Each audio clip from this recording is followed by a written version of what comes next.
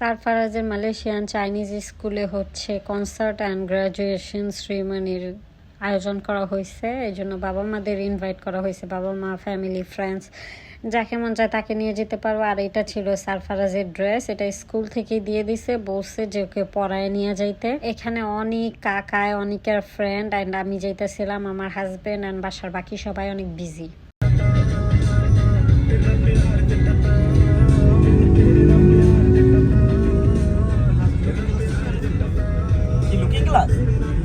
Plaza metro প্লাজায় চলে এসেছি। এখন আমি উপরে যাব, 4 তলায়, ওইখানে হইতেছে 4টা বাজে থেকে কনসার্ট শুরু হবে। তো আমরা 7টা বাজেই চলে আসছি অ্যান্ড অনেক স্টুডেন্টরা রেডি হইতেছিল। গিয়ে দেখি এখনো স্টার্ট হয় নাই, সবাই রেডি হইতেছে বাচ্চারা।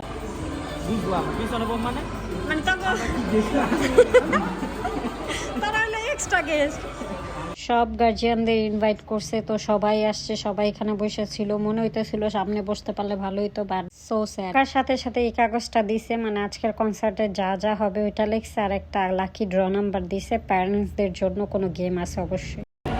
আমরা এখন আছি কনসার্ট। অনেক হাই দেয়, অনেক হাই দেয়।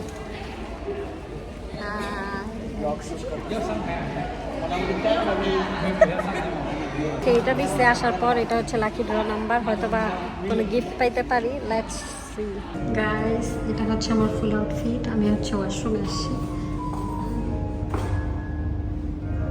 আমার ফেসটা কত চকচক করতেছে। Yes, that's so beautiful. অনেক মানুষ এখানে বসে আছে, এখনো কনসার্ট শুরু হয় নাই, একটু পরে শুরু হইব। আমি ভিতরে যাইতেছি। কনসার্ট শুরুর আগেই প্রথমে সব বাচ্চারা, টিচাররা মানে কোনো একটা কিছু গাইতেছিল, আমি তো বুঝি নাই। এরপরে বাচ্চাদের নাচ গান শুরু হয় এবং মাঝখানে মাঝখানে অ্যাওয়ার্ড দেয় এবং সার্টিফিকেট দিতেছিল।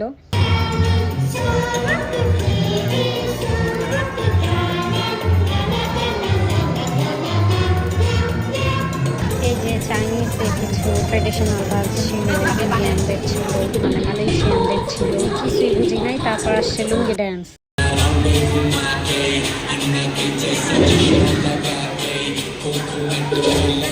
আমার সবচেয়ে বেশি ভালো লাগছে সারফারাজ অ্যান্ড তানিবিনের এই ড্রেসটা। যে সারফারাজের পাশেই তানিবিন ছিল।